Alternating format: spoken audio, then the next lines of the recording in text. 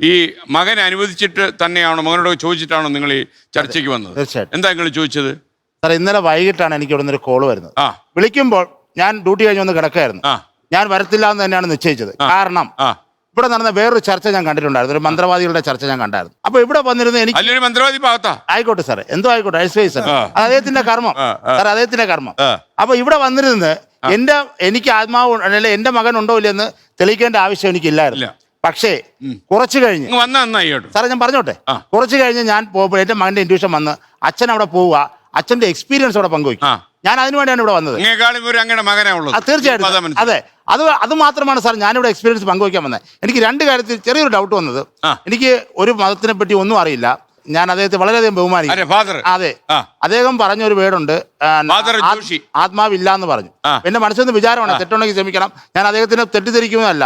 ഈ യേശു ക്രിസ്തു എന്ന് പറഞ്ഞ വ്യക്തി കുരിശിൽ തറക്കപ്പെട്ട വ്യക്തിയാണ്. അദ്ദേഹം ഉയർന്നെഴുന്നേറ്റെന്ന് പറയുന്നു. അപ്പൊ എന്താണ് ഉയർന്നെഴുന്നേറ്റ? ആത്മാവാണോ ശരീരമാണോ എനിക്കറിയില്ല. അതുകൊണ്ട് ഞാൻ ചോദിക്കുകയാണ്.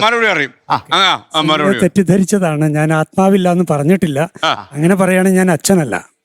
അപ്പോ തീർച്ചയായിട്ടും ആത്മാവുണ്ട്. ഞാൻ പറഞ്ഞത് മരണനേരത്ത് ശരീരത്തിൽ നിന്ന് ആത്മാവ് വേർപെടുന്നു. എന്നിട്ട് അപ്പൊ പിന്നെ അടുത്ത ചോദ്യം വന്നു, മരണശേഷം എന്താണെന്ന് ചോദിച്ചു. അവിടെയാണ് ഞാൻ പറഞ്ഞത്, ആത്മാവ് ഈ ഭൂമിയിൽ എന്തു ജീവിച്ചുവോ, എങ്ങനെ ജീവിച്ചുവോ, സ്നേഹത്തോട് ജീവിച്ചെങ്കിൽ വലിയ സന്തോഷത്തിലേക്ക് പ്രവേശിക്കുന്നു. അതിനെ ഞങ്ങൾ വിളിക്കും സ്വർഗീയ അനുഭവം എന്ന് വിളിക്കും. ഈ ആത്മാവ് തന്നെ ഭൂമിയിൽ വളരെ വെറുപ്പോടുകൂടിയോ അങ്ങനെ ജീവിച്ചെങ്കിൽ ആ ആത്മാവ് വലിയ അതായത് ദൈവവിരുദ്ധതയും മനുഷ്യവിരുദ്ധതയും സ്നേഹവിരുദ്ധമായിട്ട് ജീവിച്ചെങ്കിൽ ആ ആത്മാവിന് ദൈവസന്നിധിയിൽ നിൽക്കാൻ കഴിയാത്ത അവസ്ഥ വരും. അതിനെയാണ് ഞങ്ങൾ നരകമെന്ന് വിളിക്കുന്നത്. എന്നാൽ ഒരാൾ നന്നായി ജീവിക്കാനായിട്ട് ആഗ്രഹിച്ചു, പക്ഷേ കുറേ വീഴ്ചകളൊക്കെ സംഭവിച്ചു. അങ്ങനെ പക്ഷേ അയാൾക്ക് ദൈവസന്നിധിയിൽ നിൽക്കാൻ ശുദ്ധീകരണം ആവശ്യമുണ്ട്. അതിനെ ശുദ്ധീകര അവസ്ഥയിലൂടെ കടന്നു പോകുന്ന ആത്മാവെന്ന് പറയുന്നത്. ഇതുകൊണ്ട് തെറ്റിദ്ധരിക്കരുത്, ആത്മാവിനെ ഒരിക്കലും തള്ളി പറഞ്ഞിട്ടില്ല. പക്ഷെ പറഞ്ഞ കാര്യം ഇതാണ്, ആത്മാവ് ഭൂമിയിൽ നടക്കില്ല. ഇതാണ് ഞാൻ പറഞ്ഞത്. ഈ ആത്മാവ് എല്ലാം ഒരുപോലെയാണെങ്കിൽ സൂയിസൈഡ് ചെയ്ത ആൾക്കാരെ എന്തുകൊണ്ട് തെമ്മാടി കുഴിയിൽ അടക്കിയിരുന്നു? അപ്പൊ ആത്മാവിന് എന്താ പ്രത്യേകത? അത് താങ്കൾ പറഞ്ഞത് ശരിയാണ്. ഒത്തിരി വർഷങ്ങൾക്ക് മുൻപ് അങ്ങനെയുള്ള കാര്യം ഉണ്ടായിരുന്നു. അല്ല, ക്ഷമിക്കണം, അതിൽ ഒറ്റ ഉദ്ദേശമുള്ളൂ. അതായത് ജീവിച്ചിരിക്കുന്നവർ സൂയിസൈഡ് ചെയ്യാൻ തയ്യാറാകരുത്. സൂയിസൈഡ് ചെയ്താൽ സെമിത്തേരിയിൽ പോലും ഒരു ശരിയായ ഒരു അടക്കം കിട്ടില്ല എന്നുള്ളത് കൊണ്ടാണ്. അല്ലാതെ ഈ ഷോയിലൂടെ ഒരു അന്ധവിശ്വാസം പുറത്തോട്ട് പോകരുതെന്നുള്ളതുകൊണ്ടാണ് ഡോക്ടർ എനിക്ക് പറഞ്ഞ മറുപടിയിൽ നേരത്തെ ഡോക്ടറോട് ഞാൻ ചോദിച്ച ചോദ്യത്തിന് പറഞ്ഞ മറുപടിയിൽ ഞാൻ ഉന്നയിച്ച ചോദ്യത്തിനുള്ള മറുപടി ഉണ്ടായിരുന്നില്ല. കാരണം ഈ പ്ലീസ് ഞാൻ പറഞ്ഞത് ഈ നിയർ ഡെത്ത് എക്സ്പീരിയൻസും ഇപ്പൊ നമ്മൾ ഏറ്റവും അവസാനം പറഞ്ഞ അനോമി എന്ന് പറയുന്ന ഭാവനയുടെ സിനിമയിൽ ഈ പറയപ്പെടുന്ന ടണലിന് അറ്റത്ത് ഒരു പ്രകാശം കാണുന്നതും ഈ പറയപ്പെടുന്ന വലിയ തടാകത്തിലേക്ക് ഭാരമറ്റ് വീഴുന്നതും അതിനപ്പുറത്തേക്ക് ഒരു ലോകവും ഒക്കെ കാണിച്ചിട്ടാണ് ഈ പടം അവസാനിക്കുന്നത്. ഇത്തരം അന്ധവിശ്വാസങ്ങൾ ശാസ്ത്രത്തിന്റെ ലേബലിൽ പഠനങ്ങൾ എന്ന പേരിൽ സിനിമകളായിട്ടും ഒക്കെ പ്രചരിക്കുന്നുണ്ട്.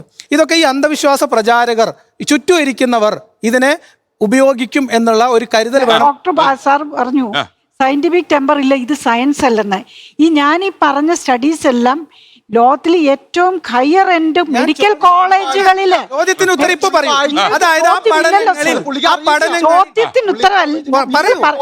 സിമ്പിൾ ചോദ്യമാണ്. ഈ പഠനങ്ങളുമായി ബന്ധപ്പെട്ട് കണ്ടെത്തിയിട്ടുള്ള നിരീക്ഷണങ്ങളെല്ലാം ആ വ്യക്തിയുടെ സെൽഫാണോ പുറത്തുനിന്നുള്ള ആത്മാവാണോ? താങ്കൾ പഠിക്കണം, താങ്കൾ അതിനെക്കുറിച്ച് വായിച്ച് മനസ്സിലാക്കണം. ഞാൻ പറയുന്നതുകൊണ്ടല്ല, നമുക്ക് നെറ്റിൽ ഇന്ന് എല്ലാം അവൈലബിൾ ആണ്. നിങ്ങൾ അതിനെക്കുറിച്ച് വെർജീനിയം എല്ലാവരും പഠിക്കണം. നമ്മൾ ഇവിടെ ഇരിക്കുന്നവരുണ്ട്, ഈ ഓഡിയൻസും ഉണ്ട്. ഇവർ ഓഡിയൻസ് ആണെങ്കിലും മറ്റുള്ളവർ കേൾക്കുന്നത് ഈ സയൻസ് എന്താണ്, ഇവിടെ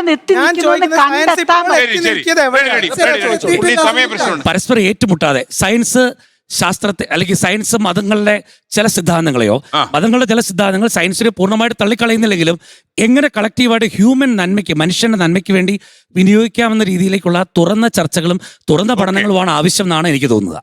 ലോകത്തെവിടെയായാലും ഏത് സമയത്തും 24 വാർത്തകളും ഓഗ്മെന്റഡ് റിയാലിറ്റി പാക്കേജുകളും എക്സ്പ്ലെയിനറുകളും വിശദമായി കാണാൻ ഞങ്ങളുടെ യൂട്യൂബ് ചാനൽ നിങ്ങൾക്ക് സബ്സ്ക്രൈബ് ചെയ്യാം.